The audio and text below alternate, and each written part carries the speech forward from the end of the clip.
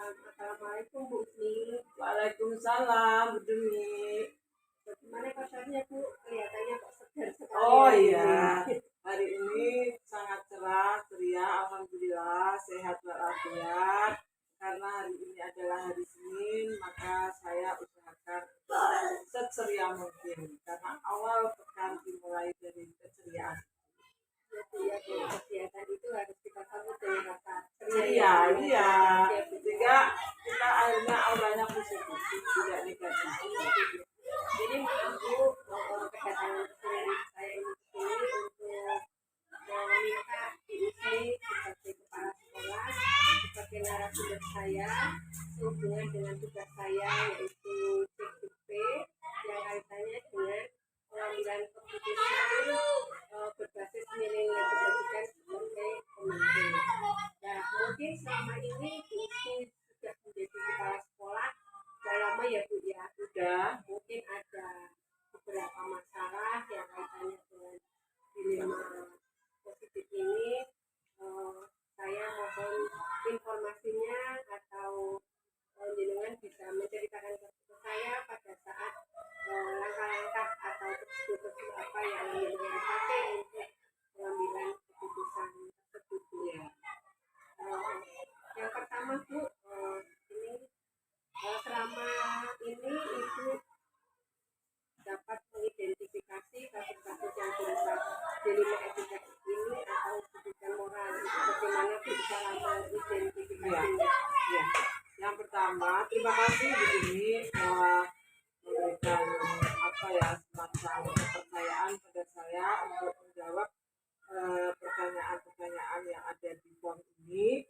Ya, dengan selaku guru menggerak atau CPP yang diberi tugas ini, mudah-mudahan saya bisa merespon apa yang ada di dalam form wawancara ini. Yang pertama, pertanyaan pertama itu identifikasi kasus-kasus yang merupakan dilema etika. Jadi kalau misalkan ada kasus itu saya identifikasi, otomatis saya langsung berembuk dengan guru atau musyawarah dengan guru. Ini loh ada informasi ini ada kasus ini seperti ini. Ya, manakala sudah diidentifikasi yang terkait dengan rujukan moral atau dilema etika tadi, kalau guru-guru itu sudah tahu, itu lebih mudah gitu. Jadi sehingga permasalahan itu sudah jelas, akhirnya solusinya juga bisa diselesaikan dengan baik juga. Jadi artinya guru itu dilibatkan. Tidak serta-merta saya sebagai kepala sekolah itu berlaku seperti itu. Kemudian selama ini bagaimana Ibu menjalankan pengambilan keputusan di sekolah itu, terutama untuk kasus-kasus di mana ada dua kepentingan yang sama-sama benar atau yang sama-sama mengambil keputusan. Oke, kalau saya mengambil keputusan, manakala itu hasil musyawarah dari rekan-rekan guru, pendapat mereka saya saring. Tetapi kalau manakala pendapat mereka itu belum bisa diputuskan, maka saya adalah sebagai pengambil final keputusan itu. Jadi artinya keputusan yang saya ambil tidak melenceng amat dari yang mereka lontarkan, seperti itu. Berarti dimusyawarahkan dulu ya? Iya, otomatis tidak lepas pengambilan keputusan tidak boleh tanpa musyawarah, karena itu berakibat fatal. Itu sudah diidentifikasi. Iya. Kemudian kalau yang kaitannya dengan masalah dilema berarti tidak berkaitan dengan ranah hukum ya Bu? Iya, yang tidak berkaitan dengan ranah hukum.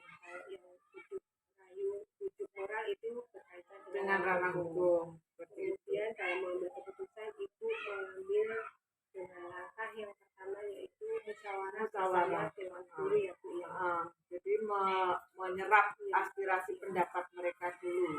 Setelah diidentifikasi, kemudian itu ada langkah-langkah prosedur seperti apa yang Ibu laksanakan? Semacam SOP-nya ya, semacam SOP kalau dalam pemerintahan atau TNI itu. Ya, yang pertama itu guru saya kumpulkan, saya informasikan ini ada kasus semacam ini, ada informasi semacam ini, bagaimana. Setelah itu mereka berpendapat, dan yang terakhir adalah saya mengambil kesimpulan dengan keputusan itu. Berarti diinformasikan dulu. Iya, diinformasikan, semua diinformasikan, dan guru berpendapat. Tapi saya tidak menolak pendapat guru yang baik. Saya tidak menolak, artinya saya tidak boleh otoriter. Jadi kalau manakala pendapat guru sebagian guru kok baik, ya saya top. Jadi saya sifatnya Tuturi Handayani. Walaupun saya adalah kepala sekolah atau pengambil kebijakan. Seperti pendorong ya. Iya, Tuturi Handayani. Iya, itu tidak serta merta saya otoriter. Ya kan Mbak Bella ya. Mbak Bella yang merasakan kepemimpinan saya seperti itu ya Mbak Bella ya. Kemudian hal-hal apa saja yang selama ini Ibu anggap efektif dalam pengambilan keputusan pada kasus-kasus di rumah itu Pak? Tadi kan sudah mau langkah-langkahnya ya, Ibu sudah mau memaparkan langkah-langkahnya. Kemudian yang paling efektif dari langkah-langkah itu yang paling efektif, yang pertama saya umumkan dulu lewat WA atau lewat apa informasi. Setelah itu sebelum jam mengajar itu saya briefing dulu ya, saya meeting, ini ada begini-begini. Nanti setelah istirahat saya komunikasikan lagi, dan final terakhir, oh berarti nanti hasil keputusan ini bisa dijadikan rujukan ya Bu ya. Ya Bu, berarti apa kasus ini penyelesaiannya seperti ini ya Bu. Itu lebih efektif. Iya. Diinformasikan, setiap guru itu saya tanya, gimana ini ada ini begini, yang begini, ya Bu. Jadi nanti langsung satu kata kesepakatan. Itu lebih efektif. Jadi singkat tapi padat Bu ya. Baik Bu, untuk berikutnya, apakah hal-hal apa saja yang selama ini merupakan tantangan dalam pengambilan keputusan pada kasus-kasus dilema etika? Tadi kan waktu efektifnya sudah dipaparkan ya Bu. Nah, selama dalam pengambilan keputusan itu kan pasti ada tantangan ya Bu ya.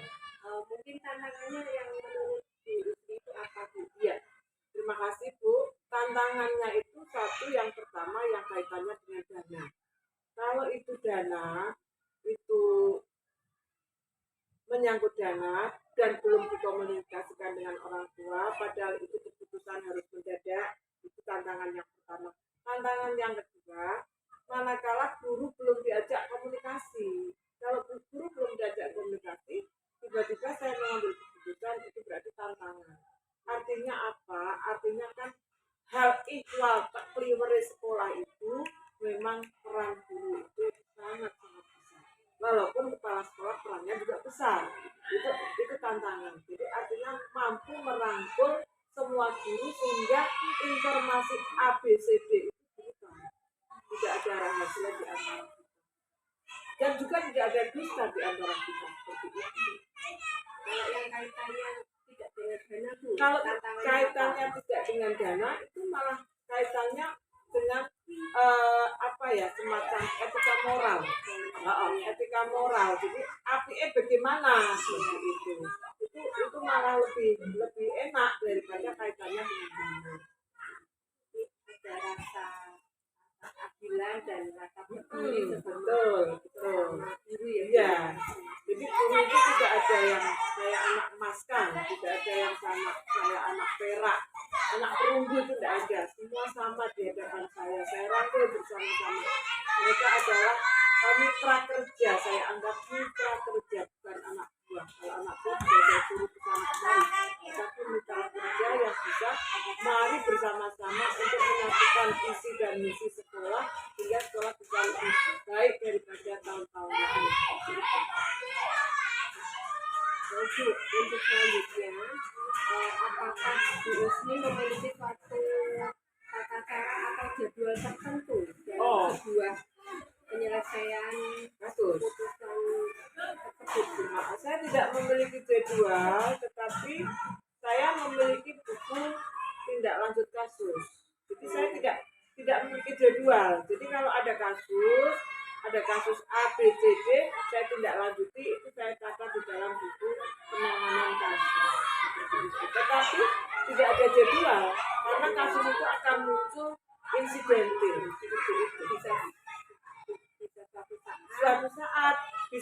bulan satu kali, bisa 1 tahun 1 kali, bisa setengah tahun 1 kali, bisa tidak ada sama sekali. Seperti itu. Penyelesaiannya sebagian pada saat itu ada masalah, langsung saya selesaikan. Jadi tidak melebar, tidak memanjang, tidak meluas. Jadi seperti itu.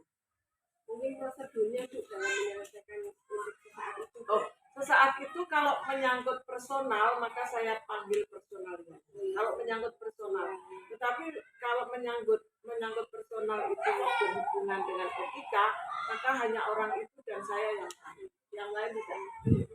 Tapi kalau menyangkut sekolah, maka saya libatkan seluruh guru. Maka ada kata-kata kesetiaan Bu. Iya. Jadi kita setia pada teman tersebut. Iya. Bahwa tidak ada orang lain yang mengetahui kasus tersebut karena kaitannya dengan etika. Contoh itu maaf, nah itu tidak saya sampaikan. Jadi rasa kesetiaannya Iya. tetap diutamakan. Artinya orang itu tidak ada yang sempurna. Nah, kesempurnaan itu mari kita bangun bersama-sama. Mari kita bikin diri kita itu profil yang baik. Karena sebaik-baik manusia itu mau berbuat baik dengan orang. Kesadaran diri ya. Iya, kesadaran diri manusia itu. Nah sekarang orang sini nggak ada yang terlambat. Masuk jam 7, sebelum jam 7 sudah pada kesini semua. Tanpa reserve, artinya tanpa ada tekanan. Begitu jam 7 mulai jeder. Nah itu kita lanjutkan. Tadi sudah Nomor 7 sekarang. Ya, sekarang mungkin ada seseorang atau faktor-faktor yang selama ini Ibu dalam mempermudah, dalam membantu pengambilan keputusan. Iya Bu, untuk pertanyaan nomor 7 itu faktor yang mempermudah untuk memudahkan mengambil keputusan itu faktor guru itu. Artinya kalau ada permasalahan yang menyangkut sekolah, ya guru saya kasih tahu. Dan yang tidak menyangkut kepada sekolah tapi menyangkut salah satu guru, ya guru itu saya tahu. Artinya guru itu saya rangkul bersama, saya ajak komunikasi bersama sehingga tahu permasalahan ini loh bos kurang seperti itu. Maka kamu belum bayaran guru itu tahu.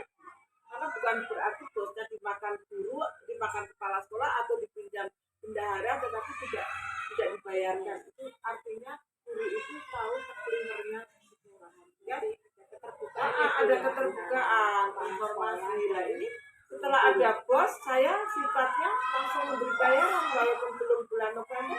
Bella sudah bayaran kan? Langsung saya kasih. Ini honormu di tanggal Oktober kemarin. Di tanggal ngambil bos itu paginya saya. Itu sistem saya bekerja. Peran dewan guru juga membantu mengambil peran dewan guru itu penting sekali. Mereka adalah mitra kerja. Mereka aku bukan siapa-siapa. Aku lakukan apa-apa. Mungkin kaitannya dengan atasan Bu, misalkan pengawas bina Bu. Ya kalau atasan itu kalau mau menaruh permasalahan yang terkait salah satu guru, kasus guru yang negatif thinking, otomatis saya tidak pernah mengobrol di depan atasan. Tetapi kalau atasan tanya kebaikannya, maka saya pertemukan dengan mereka. Ini loh Pak, orang ini baik di dalam mengajar begini. Atasan akan tahu, maka atasan itu sebetulnya untuk mengidentifikasi profil guru yang baik itu perlu sekali-kali bagaimana tidak hanya tebar pesona, tetapi datang ke sekolah, mengidentifikasi, menanyakan kepada kepala sekolah kira-kira guru sini yang kompetensinya tinggi mana. Nah itu, sehingga sewaktu-waktu ada hal-hal yang event-event yang bisa diajak kompromi atau diutarakan di atasannya itu, pengawas bina itu sudah tahu profil guru-guru di Wonopringgo yang SDA, ada guru 8, tapi kompetensinya rendah 6, yang 2 bagus. Itu penting sekali. Semacam rapotnya guru itu penting sekali. Dengan guru juga atasan. Iya, tetapi tidak saya. pernah mengobrol kelemahan dari guru-guru, saya omongkan ke atasan. Iya, saya itu bukan peduli kita pada teman juga ya. bukan tipe yang senang mengadu domba, menjelek-jelekkan. Saya juga belum tentu betul semua gitu. Jadi yang sempurna, Sempurna ya. ya. Ini Bu yang terakhir Bu, nomor 8.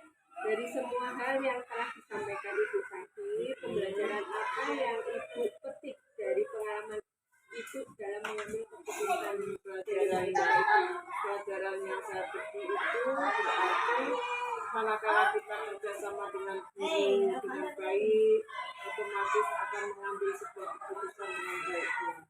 Tidak ada pertentangan, tidak ada dinamika perseteruan, tetapi berjalan dengan real. Oh, itu yang diingini. Seorang kepala sekolah itu harusnya bisa menjadi pamongong dari guru-guru yang ada di sekolah itu. Mereka itu ibarat anak-anak kita yang perlu kita perhatikan, tetapi mereka memiliki karakter yang berbeda dengan kita karena berasal dari sekian lingkungan, sekian milieu seperti itu. Jadi pelajaran yang saya petik, berbaik-baiklah kerjasama dengan guru, dengan orang yang berada sekitar lingkungan kita bekerja. Karena pada dasarnya mereka itu menilai kita, hanya mereka nggak berani ngomong kelemahan kita, itu nggak berani karena takut nanti kondisinya elek. Sebetulnya nggak usah seperti itu. Kalau memang oh ya biasanya ada ini begini itu saling sharing seperti itu. Jadi ada pembelajaran yang selama ini ibaratnya kenapa nggak timbul gejolak riak-riak di luar, sementara sekolah-sekolah lain anak buahnya pada ngoceh semua, tetapi Wonorejo alhamdulillah nggak ada yang ngoceh ya Mbak Bella ya. Nggak tahu apa saya budek apa memang saya nggak dengar, tetapi kok saya rasakan itu nggak ada yang ngoceh. Kata orang itu mungkin Allah saya buahnya, tapi kok di bawah ketiakmu tak lo gitu loh. Artinya berarti kamu tuh kepala sekolah hebat ya, bisa merangkul semua orang. Kata orang, saya nggak boleh dong memuji diri sendiri, namanya ujub. Menilai itu kan yang menilai orang lain. Baik kita, baik kita. Iya, yang menilai orang, bukan kita. Yang mengumbar-umbar. Maaf, seperti itu Bu. Jadi kalau bisa saya simpulkan Bu, bahwa hal baik yang Ibu petik itu yang pertama itu bahwa kita itu harus berbuat baik kepada orang lain. Kemudian harus bisa bekerja sama dengan Itu kata kunci. ya. Kemudian Ibu sebagai kepala sekolah juga bisa ngomong anak buahnya. Iya. Dan yang terakhir itu kesetiaan dan kepedulian serta kesadaran diri yang Ibu terapkan bisa diimplementasikan oleh guru-guru yang lain. Terima kasih Bu Usni atas kesempatan dan waktunya. Semoga apa yang jenengan paparkan itu bisa menjadi motivasi saya, bisa menjadi referensi saya untuk melaksanakan atau menerapkan bagaimana saya harus mempraktekkan pengambilan keputusan sesuai dengan nilai-nilai kebijakan sebagai kepala sekolah. Terima kasih Bu dan mohon maaf. Nanti kita lanjut di lain waktu. Ya. Terima kasih juga sama-sama Bu Dini. Semoga apa yang saya paparkan itu bisa diterima oleh panjenengan calon PDP dan bisa dilaksanakan buat referensi panjenengan. Bok pilih karena panjenengan itu kepala sekolah baru, guru penggerak juga, maka bisa mengambil langkah-langkah yang mungkin apa yang sudah saya utarakan itu bisa dicontoh diambil diambil Termasuk bermanfaat bagi saya, terutama pada diri saya, pengembangan profesi. Iya. CGP Iya. selanjutnya. Terima kasih Bu. Ya, sami-sami. Warahmatullahi wabarakatuh. Waalaikumsalam warahmatullahi wabarakatuh.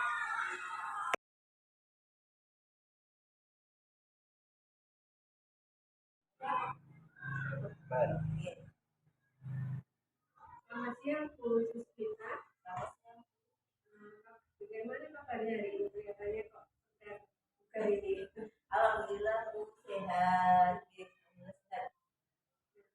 Nuwun sewu Bu, ini kedatangan saya ke sini kaitan dengan saya sebagai CPP ada tugas untuk mewawancarai beberapa kepala sekolah yang kaitannya dengan pengambilan keputusan berbasis nilai-nilai nilai-nilai kebijakan dan sebagai kepala sekolah. Kemudian dalam hal ini yang akan dibahas itu tentang kasus-kasus yang berkaitan dengan dilema etika dan rujukan moral, di mana yang saya pelajari di CPP itu dilema etika itu berkaitan dengan kasus-kasus yang tidak ranah hukum. Kalau rujuk moral itu berkaitan dengan ranah hukum. Kalau ibu bersedia bisa bercerita kepada saya tuh bagaimana ibu dalam mengatasi atau dalam pengambilan keputusan terkait pengambilan keputusan yang berkaitan dengan etika gitu ya. Itu memang yang pertama kami itu pengambilan keputusannya yaitu tergantung situasi. Memang kami sudah menyusun terkait terutama terkait kedisiplinan. Nah, kedisiplinan itu sudah kami sosialisasikan kepada wali murid. Nah, apabila nanti depannya itu ada siswa yang ngapet, melanggar, itu yang pertama yaitu kami mengundang atau memanggil anak tersebut, menanyakan kenapa kok tidak tertib, alasannya apa, pembinaan dulu, pembinaan. Kemudian setelah kita bina, kemudian kita beri teguran sekali, 2 kali tetap melanggar, itu nanti kita langsung memberikan surat pada orang tua. Apabila nanti orang tua yang sudah datang, kita sampaikan permasalahannya dan nanti hasil dari komunikasi dengan orang tua itu kita catat dalam buku studi kasus. berarti itu sebagai identifikasi ya Bu, Iya. dalam ibu menangani pengambilan keputusan tersebut ya Bu ya. Kemudian yang berikutnya Bu, selama ibu menjalankan sebagai kepala sekolah dalam pengambilan keputusan itu kemungkinan kan ada kasus-kasus di mana kedua kepentingan itu sama-sama benar atau sama-sama mengandung nilai-nilai kebijakan. Mana yang ibu utamakan? Kalau kasus ini yang pertama saya langsung penanganan pada kasus itu karena setelah ada penanganan misalnya ada masalah kemudian kita tangani kemudian nanti kita ambil kebijakannya apa. Kalau nanti kebijakannya itu harus melibatkan banyak pihak seperti komite kemudian proses itu nanti kita rapatkan bersama karena setelah anak-anak sekarang itu juga masalah kedisiplinannya itu masih rendah anak-anak itu karena mungkin sebagian besar itu kemarin itu karena pandemi tidur lama sekarang membandingkan kedisiplinan lagi itu kan nggak susah menurut saya Panjangnya pandemi untuk menggali lagi itu perlu waktu, perlu langkah-langkah berikutnya yang ini Nah, untuk mengatasi tersebut, langkah-langkah atau prosedur seperti apa yang ibu lakukan yang selama ini terus terang ya Bu ya di SD kami itu ada salah satu anak yang luar biasa Bu, tingkat kedisiplinannya sangat rendahnya. Kemudian langkah yang pertama itu yang saya ambil yang pertama satu pembinaan.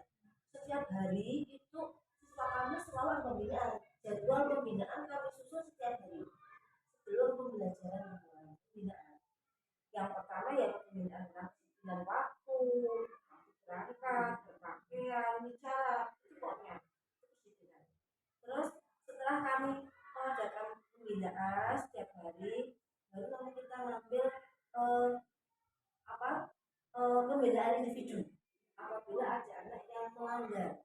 Kemudian kita catat Bu dalam buku kasus anak ini melanggarnya berapa kali pelanggaran. Kalau sudah melebihi 3 kali baru kita memberikan teguran kepada orang tua. Sementara Itu kan langkah-langkahnya itu sudah ya. Kemudian adakah waktu yang efektif Bu, dalam menangani atau dalam pengambilan kasus-kasus jelema ini? waktunya Ya, mungkin yang dianggap efektif itu kan dari beberapa langkah itu mungkin ada yang paling efektif, ada yang efektif bagi ibu untuk mengambil yang paling efektifnya itu yaitu ketika kita proses itu apa ya pembelajaran di kelas sekalian.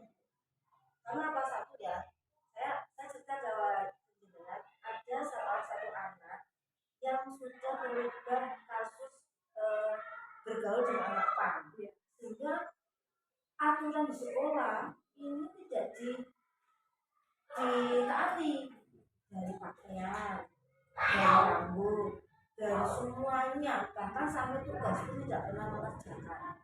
Ya, intinya yang penting di sekolah. Dan sampai-sampai di kelas itu melakukan pelanggaran yang luar biasa, yaitu merokok di kelas. Itu sudah termasuk perbuatan yang melanggar aturan. Ketika ditegur secara baik-baik, anak itu marah sehingga menimbulkan apa ya keributan bersama guru pembimbingnya. Itu pertama itu kalau tidak salah sama guru kelasnya. Nah setelah keributan guru kelas tidak bisa menangani, akhirnya memanggil saya. Nah akhirnya ketika saya diajak ke kelas, itu saya ajak ke kantor, saya beri apa ya arahan ya bimbingan supaya itu tidak terjadi dilakukan di sekolah. Tapi karena anak sampai di rumah ceritanya dengan orang tua beda Bu. Supaya dengan orang tua bilangnya di sekolah dimarahi sama guru dan kepala sekolah. Pagi harinya orang tuanya kesini marah-marah, jengkel, ngamuk dan sebagainya. Ya ini Bu. Sehingga ketika orang tua datang ke sini marah, saya sampaikan aturan sekolah seperti ini. Kalau ibu sudah menitipkan anaknya di kertas, jenengan yang harus memenuhi aturan. Bahkan yang sudah lakukan. Kalau misalnya tidak mau, ya monggo dia memilih sekolah yang mana. Tapi jangan tahu cukup. Buat sekolah kuwi orang sasak ngene. Yang penting anakku belum sekolah. Nah, saya menyampaikan bahwa merokok, terus yang bersangkutan bawa motor ke sekolah. Kok saya harus diam? Yang penting bocor mata sekolah. Nah, akhirnya kasus itu tidak bisa kami tangani. Akhirnya kami mengajak komunikasi dengan komite dan pemerintah desa. Karena tindakan saya lakukan itu karena dari segi pembimbingan, kemudian secara baik-baik dan orang tua tidak bisa tercapai, akhirnya kami mengajak pihak lain untuk komunikasikan biar permasalahan sekolah itu tidak menimbulkan dilema di sekolah. Jadi itu dilema ya Bu. Iya. Kalau kita memberi pembinaan anak dengan langsung seperti itu dampaknya bagus, tetapi di sisi lain orang tua malah tidak mendukung ya Bu. Itu dilemanya di situ. Padahal anak tersebut secara perilaku benar-benar menyalahi aturan yang di sekolah. Ya, itu kan mungkin ya soal tombol kan jadi itu dilema ibu ya. Karena gini Bu, kalau misalnya anak yang seperti itu kami diamkan, nanti menimbulkan apa kecemburuan bagi anak yang lain. Si Edo aja nggak apa-apa kok, pakai motor nggak apa-apa, terus bajunya nggak dimasukkan tidak apa-apa, aku ya apa-apa guru gitu lah. Maksud saya berikan bimbingan. Padahal saya lihat ketika anak itu tidak tertib itu kami rapikan. Mas itu kok bukunya hitam-hitam, tak ambilkan beberapa buku, akhirnya dipotong. Tapi sampai di rumah ceritanya beda dengan orang tuaku. Nah ini yang membuat dilema kami lah. Kemarin memang itu sempat kami bicarakan dengan komite dari pemerintah desa, dan alhamdulillah dari pemerintah desa dan komite membantu menyelesaikan sehingga bisa bisa teratasi Bu iya ya. Berarti dari dilema tersebut ada tantangannya Bu ya Bu ya. Apa saja yang selama ini merupakan tantangan dalam pengambilan keputusan pada dilema? tantangannya Tantangan kan Bu ya. iya. Tantangannya itu kadang kurangnya dukungan dan kerjasama dari orang tua Bu. Kadang gini, ketika kita menyampaikan seperti ini dari dukungan orang tuanya itu beda, beda itu tantangan kami. Tapi alhamdulillah dari tantangan itu kami biar menyamakan persepsi antara kami sekolah dengan orang tua maupun pihak lain, kami mengadakan rapat. Saya sampaikan sosialisasi tentang peraturan di sekolah yang kita susun berdasarkan apa dengan setiap kegiatan awal tahun kami mengadakan sosialisasi tentang Tapi tantangannya itu belum ada dukungan iya. dari wali murid ya. Mungkin belum adanya dukungan karena miskomunikasi saja Bu. Ya. Belum adanya komunikasi yang saling terbuka Iya. antara orang tua dengan pihak sekolah. Jadi orang tua tidak ada dukungan untuk program atau dalam menghadapi kasus yang terjadi. Baik Ibu, setelah ada tantangan, mungkin ada jadwal tertentu Bu, dalam prosedurnya menyelesaikan di tempat pada saat terjadi atau ada jadwal tertentu dalam mengatasi kasus tersebut. Kalau jadwal dalam menyelesaikan masalah tidak berjadwal, tapi tergantung situasi dan kondisi dan masalah yang terjadi. Jadi tidak bisa diprediksi ya Bu ya, itu tidak terjadi. Ya. Tapi kalau masalah jadwal pembinaan kepada siswa setiap minggu, jadi dia sebelum pembelajaran kita berdoa bersama di pengalaman, kemudian kita melakukan pembinaan kembali siapa yang hari ini tidak lengkap berpakaiannya gitu Bu, kemudian siapa lagi yang hari ini tidak sarapan gitu Bu. Alhamdulillah setiap hari itu seperti itu, dan bagi anak-anak yang kurang lengkap kalau sudah punya jiwa tanggung jawab disiplin yang tinggi, ketika tidak lengkap, ketika saya bersama dengan guru berada di gerbang itu ya Bu ya, salaman itu ya menyambut siswa, anak-anak sudah ngaput, Bu maaf saya tidak praktek pinggang soalnya pada diri ya. Alhamdulillah anak sekarang sudah ada yang berubah sedikit demi sedikit. Penting kita bisa mengingatkan, komunikasi. Kemudian sanksinya pun tidak sanksi orang bawa topi saya beri sanksi, tidak, sanksinya ya teguran saya berikan saya berikan sanksi atau hukuman ya besok jangan ulang lagi ya gitu. Dari tantangan tersebut, terus dari langkah-langkah, mungkin ada seseorang atau faktor-faktor yang bisa membantu dalam menyelesaikan atau dalam pengambilan keputusan tersebut. Kalau pihak lain yang membantu dalam menyelesaikan masalah di sekolah kami, terus terang kami Bu, kita selalu komunikasi dengan komite yang kedua pemerintah desa selalu kita ajak bicara terkait kebijakan yang akan dibuat. Bahkan sekarang ini kami sudah bekerjasama dengan Babinsa Bu. Ya kemana saja kami di Babinsa itu tanpa ada jadwal khusus ya. Ini Babinsa ketika ada jadwal di desa itu selalu berkunjung ke SD untuk menanyakan permasalahan apa yang ada di sekolah dan bantuan apa yang perlu dibantu. Dalam jadi menyampaikan, jadi ada pihak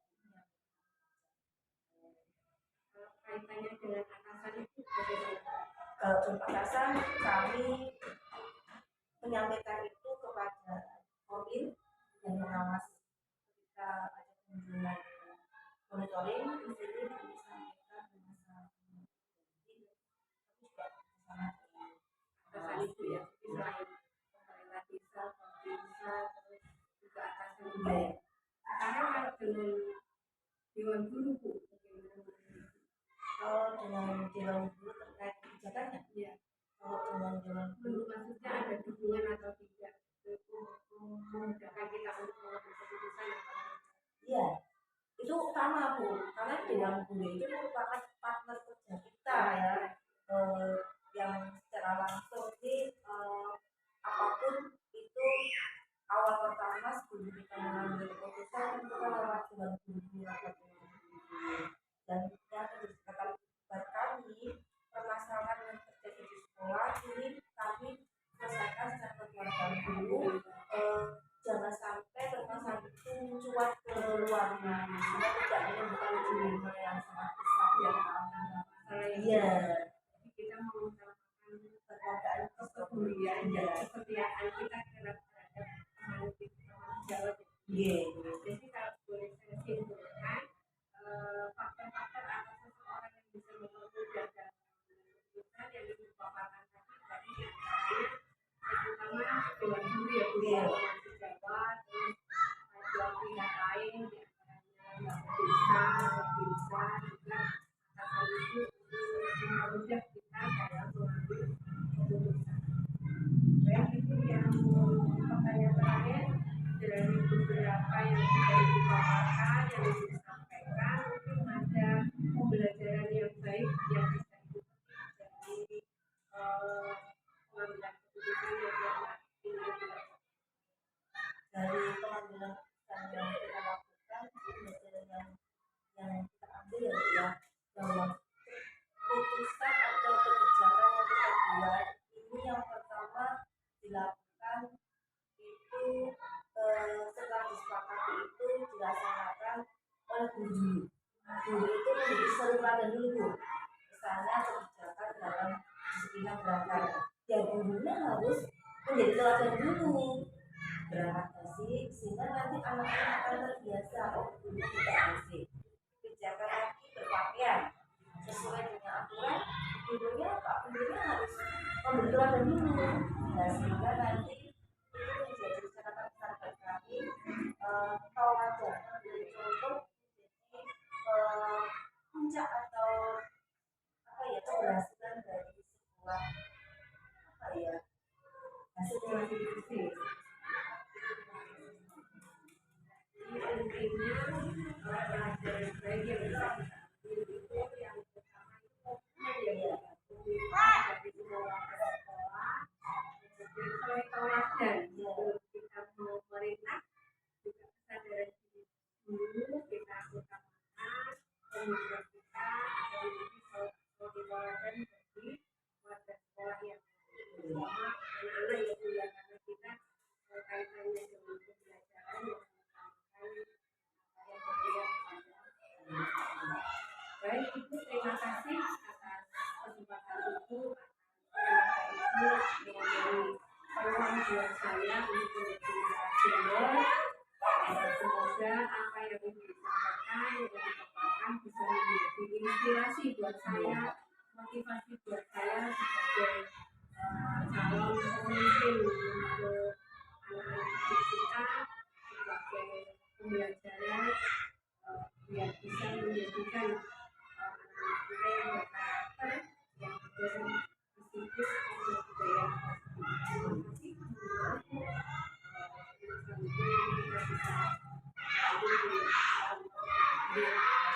Jadi aku berkesempatan sudah alhamdulillah ya pokoknya ini